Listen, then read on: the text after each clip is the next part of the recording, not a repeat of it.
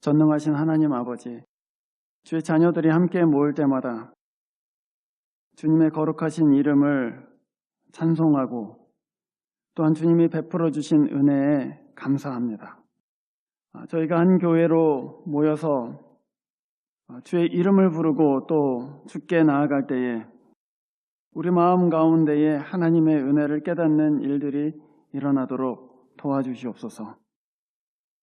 골로새서의 말씀을 앞으로 몇 주간 저희들이 공부하게 됩니다. 하나님, 이 교회에 필요한 말씀을 나눌 수 있도록 주 성령께서 주장해 주시고 우리 상한 마음, 우리의 거친 마음, 우리의 무너진 마음들이 세워지고 또 건강하게 되는 귀한 시간 되도록 역사하여 주시옵소서.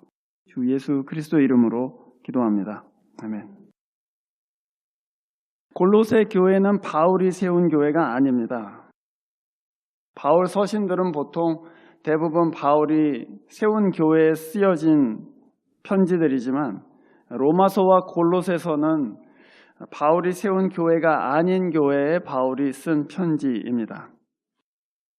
이 교회는 바울의 제자였던 에바브라가 세운 교회입니다. 에바브라는 바로 골로새 출신의 사람이고요. 그래서 바울에게 배우고 그 에베소에서 내려가서 복음을 전한 결과로 세워진 골로새에 있는 교회이죠.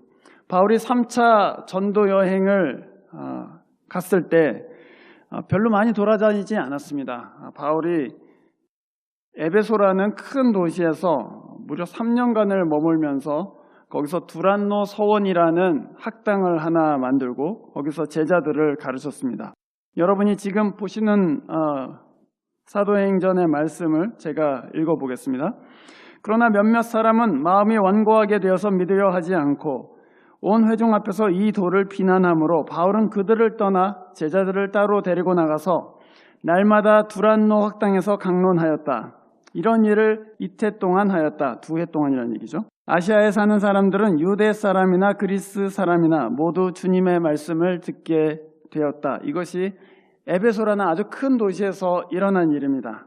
바울이 거기에 있는 사람들한테 복음 전하다가 그 중에서 잘 믿고 더 배우기를 원하는 제자들을 따로 데려다가 두란노 학당이라는 학당을 세우고 날마다 거기서 하나님의 말씀을 가르쳤는데 그 결과 아시아에 있는 모든 사람이 복음을 들었다 이렇게 얘기했습니다.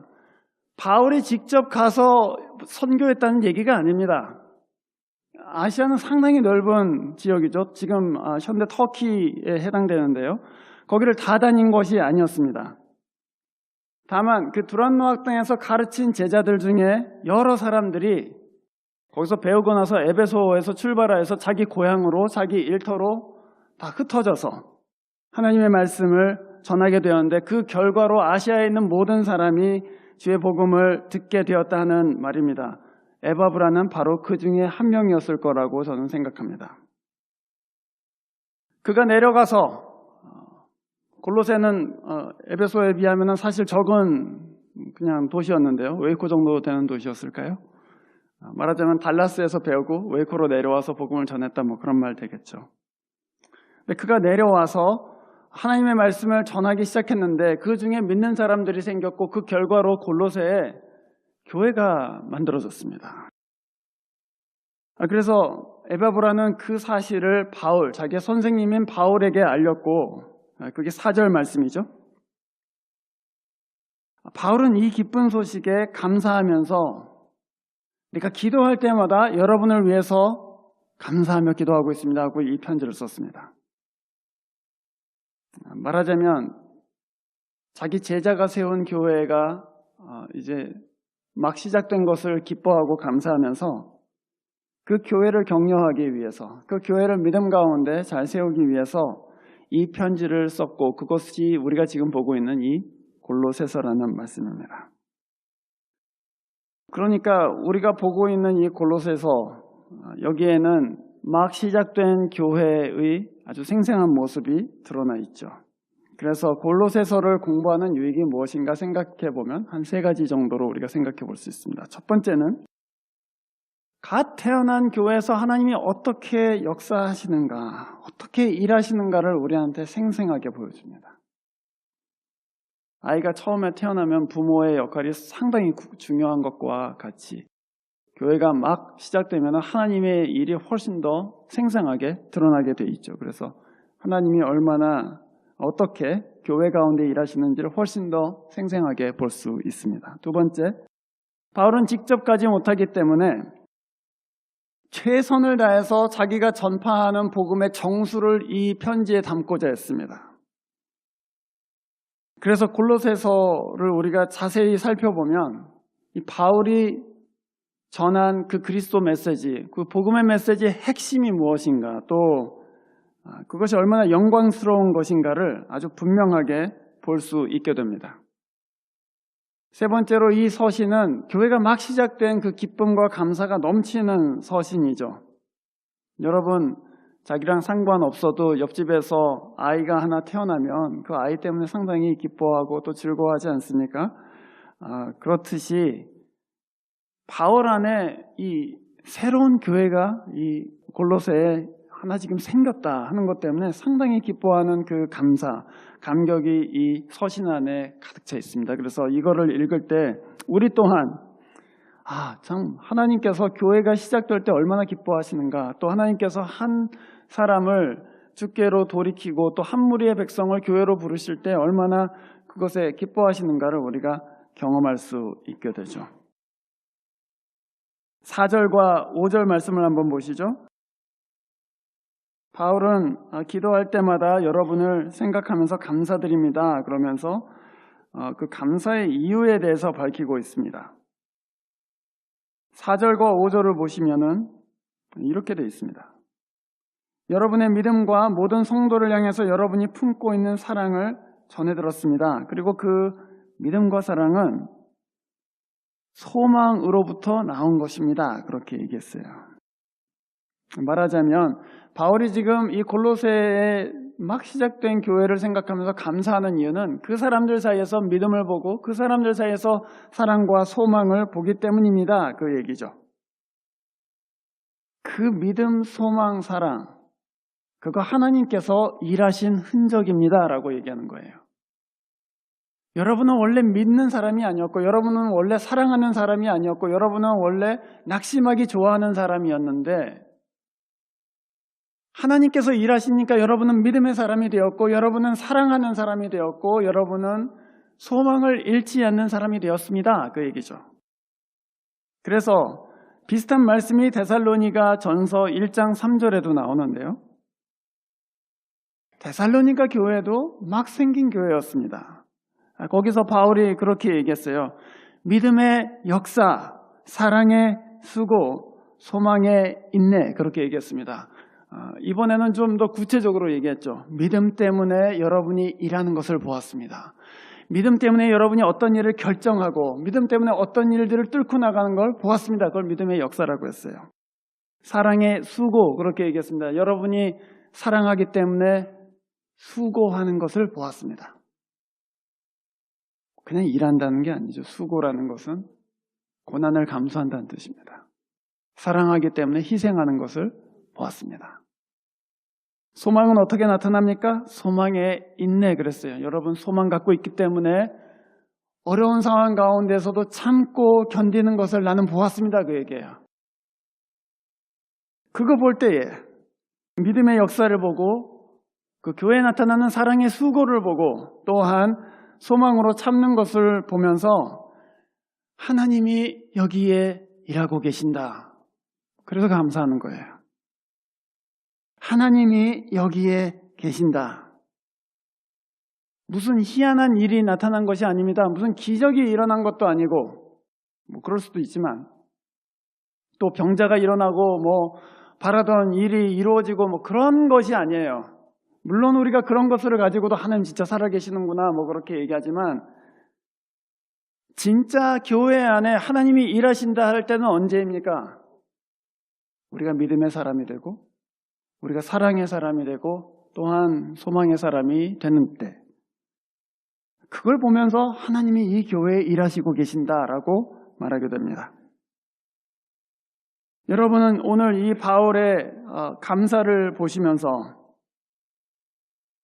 우리의 기도가 어디서 시작해야 되는지를 또한 아실 수 있습니다. 우리는 사실 하나님 앞에 나아갈 때에 그냥 바로 우리가 원하는 것을 말씀드리잖아요. 바로 우리의 사정을 말씀드려요. 하나님, 우리 지금 돈이 필요합니다. 하나님, 우리 지금 학교에 합격 가는 게 필요합니다. 하나님, 우리 지금 이 잡이 필요합니다. 하나님, 지금 이것이 필요합니다. 우선은 우리의 필요와 또 우리의 지금 상황들을 바로 하나님 앞에 말씀드리지만 바울은 그렇게 접근하지 않죠. 바울이 어떻게 시작하냐면 바울은 하나님이 여기에 일하시는 것을 먼저 보고 인정하기 시작합니다. 그렇게 시작하는 거예요, 원래.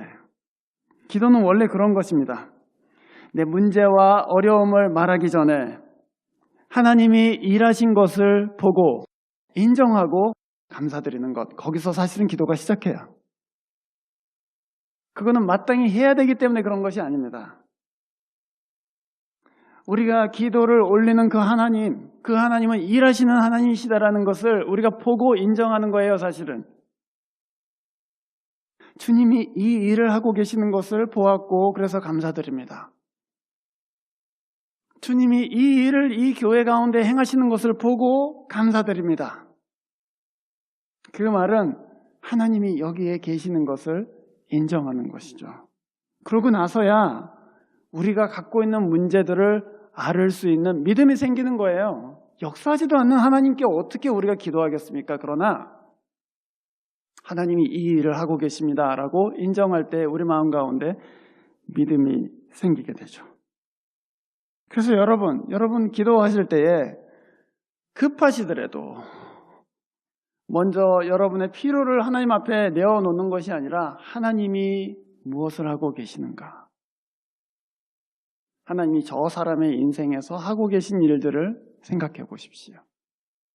하나님이 이 교회 가운데 또 우리 가정 가운데 하고 계시는 일들을 생각해 보고 그것을 인정해 주세요. 하나님이 행하신 일입니다.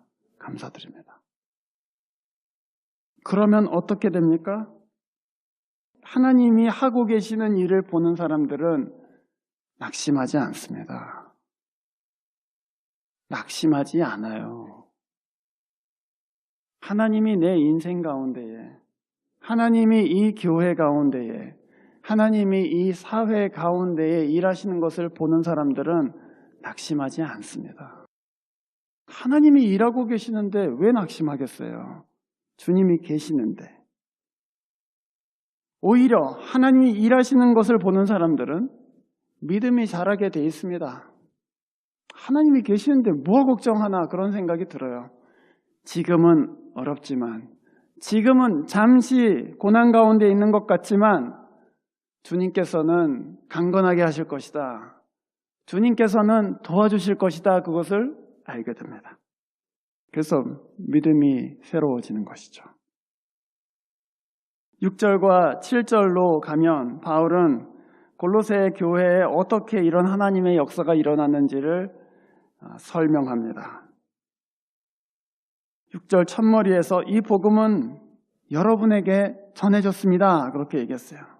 그 과정은 아까 제가 말씀드린 대로 바울이 직접 가지 않았습니다. 바울은 다 전할 수는 없어요. 그러나 그 제자가 갔죠. 하나님께서는 어떤 사람의 마음을 움직여서 여러분에게 복음 전하도록 해주셨습니다. 그 얘기죠. 복음이 전해진 후에 여러분의 하나님의 은혜를 들었습니다. 그렇게 돼 있죠. 여러분이 들었습니다. 그 교회가 들었어요. 그 어떤 그룹의 사람들이 귀를 기울였습니다. 그러고 나서 어떻게 됐다고 했습니까? 여러분이 하나님의 은혜를 듣고서 참되게 깨달은 그 날부터 열매를 맺었다고 그랬어요. 깨달았어요.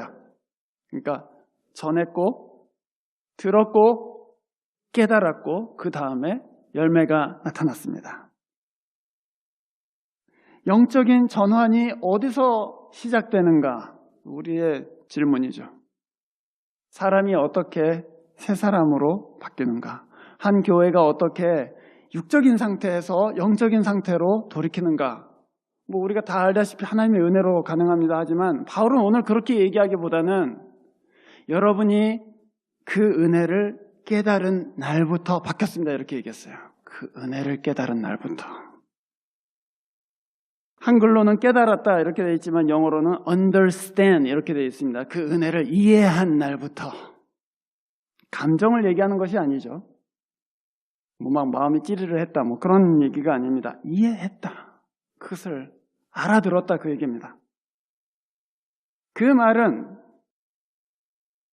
이 골로새 교회의 사람들이 에바브라가 전한 복음을 듣고서 그 영적인 지식을 듣고서 헤아려 보고 이해하려고 노력했고 그것을 이해했을 때 그렇구나. 우리 죄가 그러니까 그 예수 그리스도로 말미암아 사함 받았다는 얘기구나 하고 이해했을 때서부터 복음의 역사가 시작됐다 그 얘기입니다. 그 말은 복음의 종들과 교회의 말씀을 가르치는 교사들이 해야 될 가장 중요한 일은 그 마음에 감동을 주거나 다른 어떤 것이 아니라 영적인 지식을 가르치는 것이라는 것을 알려줍니다. 이해할 수 있도록 설명하는 것을 가르쳐줘요. 믿음은 단순히 믿는 것이 아닙니다. 믿음은 어떤 내용이 있어야 되는 거예요. 무엇을 믿느냐가 중요해요. 그 내용을 가르치는 사람들이 교사들이요 또한 복음의 종들이죠. 감동을 줄 이유가 없습니다. 그 복음 자체로 감동스러운 것인데 이해하기 전까지는 감동이 오지 않죠. 여러분이 잘 아시는 바와 같이 마태복음 13장에 예수님께서 씨 뿌리는 비유를 하십니다. 첫 번째 밭을 여러분이 잘 기억하고 계실 것입니다. 그 밭도 아니죠 사실은. 길가에 뿌려진 씨앗이라고 되어 있습니다. 그런데 사단이 그 길가에 뿌려진 씨앗을 그냥 채갔다 이렇게 말씀하시죠. 그 이유를 주님께서는 그렇게 말씀하셨습니다. 길가에 뿌려졌으나 이해하지 못함으로 사단이 그 씨앗을 채워갔다 그렇게 되어 있습니다. 말씀을 이해했으면 마음속으로 들어왔을 텐데 말씀을 듣고도 이해하려고 하지도 않고 그냥 버려두었다 그런 얘기가 되겠죠. 무엇을 가르칩니까 여러분? 말씀이 내 귀에 들렸을 때 그것을 이해하고자 하는가? 이게 진짜 무엇을 의미하는지를 궁구해보는가? 헤아려보고 생각해보고 이게 진짜 그런가? 따져보고 그러면서 그 말씀은 우리 마음 가운데로 들어오게 됩니다. 내 마음에 뿌리를 내리게 됩니다. 또한 바울은 그 은혜를 깨달은 날부터 그렇게 얘기했어요. 은혜. 그것이 참으로 이 말씀을 이해한 결과입니다. 그 은혜를 깨달았다 그렇게 얘기했어요. 그 말을 깨달았는데 그 복음을 들었는데 복음을 이해하고 나니까 하나님의 은혜를 깨달았다 이렇게 얘기했죠.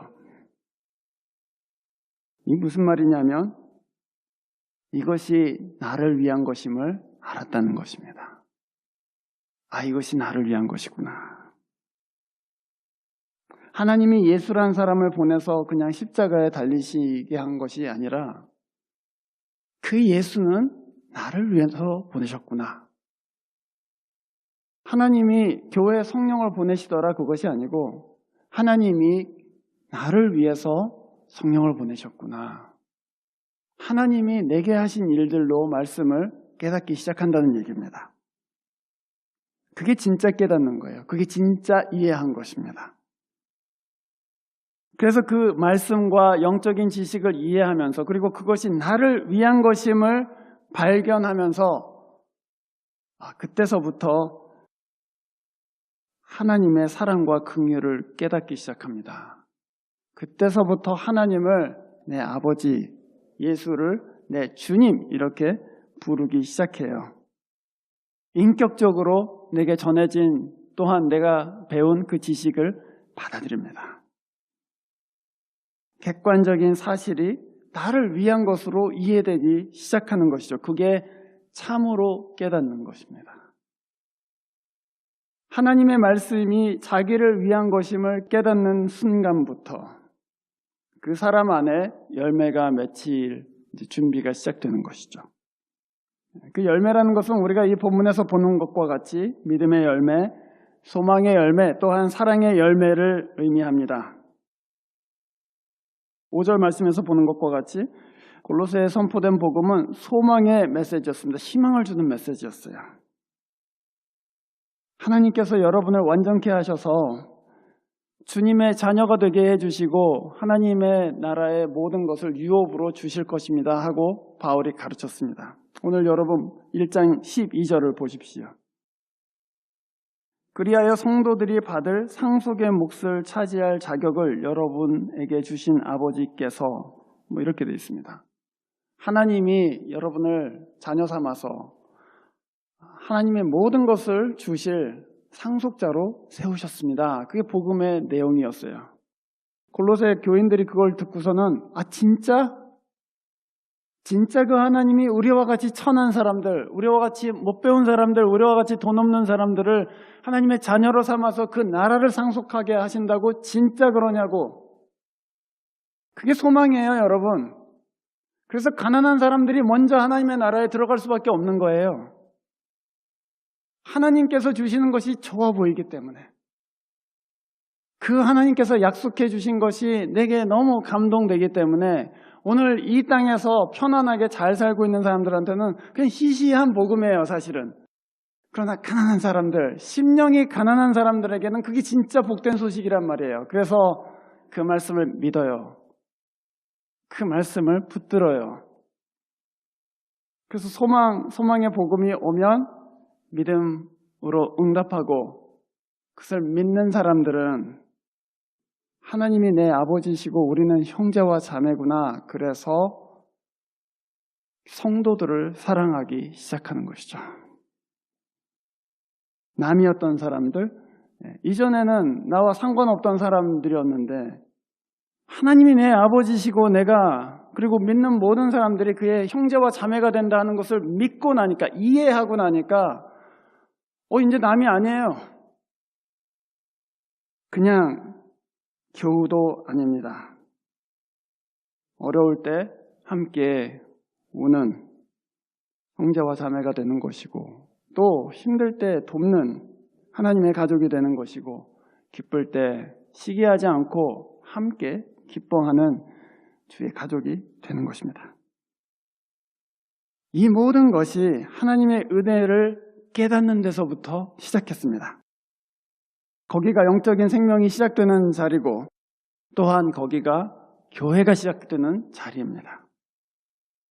그래서 여러분, 교회를 위해서 기도할 때에, 하나님의 말씀을 듣고 배울 때에 하나님의 은혜를 깨닫게 해달라고, 또 그 말씀이 우리를 위한 것임을 깨닫게 해달라고 간절히 기도하게 되는 것입니다. 거기가 바로 영적인 성장이 시작되는 자리, 또한 교회가 시작되는 자리이기 때문입니다. 그렇게 해서 골로새 교회가 세워진 거예요. 그렇게 해서 골로새 교회가 시작된 거예요. 하나님의 은혜를 깨달으면서 사람들이 그렇구나, 우리가 하나님의 자녀들이구나, 그리고 우리는 형제와 자매들이구나 하면서 모이기 시작한 것이 바로 골로새 교회였습니다. 여기에 복음을 전한 사람이 있었습니다. 7절과 8절 이렇게 돼 있습니다. 하나님의 은혜를 우리와 함께 종이 된 사랑하는 에바브라에게서 배웠습니다. 우리와 함께 종된 사랑하는 에바브라. 사도행전을 보면 바울이 다닌 도시들은 대부분 대도시들이었습니다. 교통과 상업의 요충지들을 전략적으로 돌아다녔습니다. 복음을 가장 빠르게 땅끝까지 전할 수 있는 방법이 무엇인가 생각하고서는 대도시를 중심으로 바울이 복음을 전했죠. 모든 사람에게 그래서 전할 수는 없었습니다. 다만 에바브라와 같은 사람들, 바울에게 배우고 나는 내 고향으로 돌아가서 동족들한테 복음을 전하겠다. 그래서 에바브라는 고향으로 갔습니다. 또 어떤 제자들은 나는 내 직장으로 이 복음을 가지고 가겠습니다 하고서는 그 일터로 갔을 것입니다. 또 어떤 사람들은 내 가족들에게 가겠습니다. 그러고서는 그 복음을 들고 가족들한테 갔을 거예요. 그 결과로 골로새와 같은 작은 도시들에도 복음이 증거되었고, 또한 직장에도, 가정에도, 산골에도 섬에도 하나님의 복음이 증거되었습니다. 누가 한 일입니까, 여러분? 에바브라와 같은 제자들이 한 일이죠. 그러나 정확히 얘기하자면 하나님이 역사하신 결과입니다. 하나님이 사람들의 마음을 움직여서 복음을 전하고 싶어하는 마음을 넣어주시고 이 복음을 들고 내 고향으로 내려가겠다 하는 마음의 소원을 허락하여 주셔서 간 것이죠. 그런 사람들을 통해서 이 골로새의 교회가 서게 된 것입니다. 주님께서는 마태복음 맨 마지막 장에서 하늘로 올라가기 직전에 제자들에게 이렇게 명하셨습니다. 너희는 가서 모든 나라와 족속들을 제자로 삼으라. 그리고서는 내가 분부한 모든 것을 가르쳐서 지키게 하라. 이렇게 말씀하셨습니다. 가르쳐서 지키게 해라. 그 말씀 내 마음에 품고 골로새에 들어가서 교회 세운 사람이 바로 이 에바브라라는 사람이죠. 오늘 하나님의 역사를 보기를 원하십니까? 다만 이 말씀을 들어서야 하나님의 말씀이 역사하지 않겠죠. 제가 확신하기로는 예수님께서는 또 하나님께서는 우리 모두가 에바브라와 같이 되기를 원하신다고 생각합니다. 하나님의 말씀을 가르칠 수 있도록 열심히 읽고 공부하시기를 바랍니다. 그냥 나만 사는 것이 아니에요, 사실은. 주님께서는 가르쳐 지키게 하라. 어떻게 가르칠 텐데? 주님 그러면은 배우겠습니다. 그래서 생업을 잠깐 멈추기도 하고 어떤 사람들은 신학교에 들어가기도 하고 또 어떤 사람들은 시간을 정해서 하나님의 말씀을 깊이 읽고 공부하기 시작합니다. 여기에 있는 여러분 모두가 하나님의 말씀에 능한 사람들 되어서 가르칠 수 있기를 원해요, 사실은. 그게 지지난주일에 저희가 성령의 은사들 중에 예언을 공부한 이유죠. 하나님의 말씀을 말할 수 있는 은사. 물론 은사이지만 동시에 공부하는 것이요, 또한 많이 읽는 것이요. 그래서 이 말씀 가르치기를 원합니다 하고 여러분 주변에 있는 사람들에게 말씀 가르칠 수 있는 사람 되시기를 바랍니다. 그 이해한 말씀 누군가에게는 가르쳐 주시고 그것을 듣고 어떤 사람들이 그것이 나를 위한 말씀이구나 하고 깨닫는다면 거기에서 영적인 전환이 시작되고 또 그것이 복음이 전해지지 않은 어떤 지역에서 그런 일들이 일어난다면 그것은 교회가 시작되는 계기가 되는 것이죠. 제가 작년 말에 키르기스탄에 갔을 때 강의가 끝나고 선교사님하고 그 키르기스탄의 수도에서 한 5시간 떨어진 곳에 세워진 어떤 조그만 교회를 방문한 적이 있습니다. 선교사님이 직접 복음을 전해서 세운 교회가 아닙니다. 거기서 선교사들한테 배움을 받은 현지인이 자기 고향으로 내려가서 세운 교회입니다. 근데요, 제가 그 교회를 가서 예배를 같이 드리자고 갔는데요.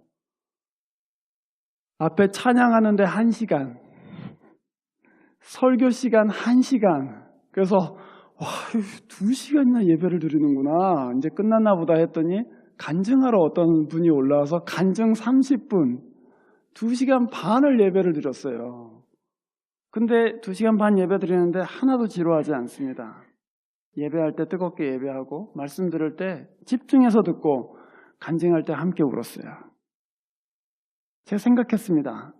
조그만 교회, 딱 우리 교회 정도 수준 되는 그런 조그만 교회입니다. 그리고 70%가 노인이에요. 찬송하는데 노인들이 막 뛰어요. 하나님께서 받으실 찬송을 부르겠다고 뛰어요. 막 벙벙 뛰면서 노래를 부르고 찬송을 하고 손을 흔들고 하나님의 복음이 도대체 뭐길래 이 소망 없는 러시아 노인들 또 키르기스탄 노인들을 뛰게 하시는가? 하나님만 하실 수 있는 일입니다. 그 하나님의 은혜를 깨달을 때 그 하나님이 나를 사랑하시는구나. 그 깊이 깨달을 때 그런 일들이 일어나죠. 이 말씀 읽으면서 하나님께 그렇게 여쭤보았습니다. 하나님, 이 교회, 웨이코 한인교회 처음 생길 때 주님 기뻐하셨습니까? 몇 명 안 됐겠죠? 기뻐하셨을 것입니다. 이 마을에 하나님의 교회가 서는 것을 하나님께서는 기뻐하셨을 것입니다. 그러나 또 한 교회가 쓴다면 예수의 복음이 증거되지 않은 또 어떤 지역에 또 하나님의 교회가 쓴다면 그 얼마나 기뻐하시겠는가. 그 마음이 이 서신에 담겨 있습니다. 하나님의 역사가 일어나는 것을 보고서는 에바브라는 바울에게 바로 부탁했습니다. 중보해 주십시오. 그래서 바울이 그 소식을 들으면서 내가 들은 날부터 여러분을 위해서 끊임없이 기도하고 있습니다라고 얘기했어요. 하나님의 역사를 보시거든 중보해 달라고 부탁하십시오. 그리고 그 기도를 통해서 여러 사람의 기도를 통해서 그리고 그 은혜의 흔적들을 통해서 복음은 전파되고 이해되며 믿음과 결합하여 열매를 맺고 교회를 세우게 될 것입니다. 우리에게는 우리의 증거와 기도를 통해서 하나님의 교회가 또한 서게 되는 거룩한 꿈이 있습니다. 기도하겠습니다. 주님, 저희같이 지혜롭지 못하고 또한 어두운 사람들에게 복음의 빛을 비추어 주셔서 하나님의 아들, 딸이 되는 큰 영광을 저희들에게 허락하여 주신 것을 감사드립니다. 저희들을 한 교회로 세우셨고 또한 하나님의 은혜를 깨닫게 해주셔서 주님 앞에 믿음으로 서게 해주신 것을 감사드립니다. 오늘 우리가 함께 본 대로 또한 배운 대로 주님께서 주님의 이름을 알지 못하던 사람들 사이에 교회가 서는 것을 얼마나 기뻐하시는지 그 하나님의 마음을 이해하고 또한 품을 수 있도록 저희들에게 은혜를 허락하여 주십시오. 또한 이 교회, 작은 교회이지만 그러나 하나님께서 기뻐하시는 일에 소망을 품고 기도하고 또한 우리의 증거를 통해서 또 다른 하나님의 교회가 시작되고 또 잉태되어지는 그러한 귀한 일들도 허락해 주십시오. 주 예수 그리스도 이름으로 기도합니다. 아멘.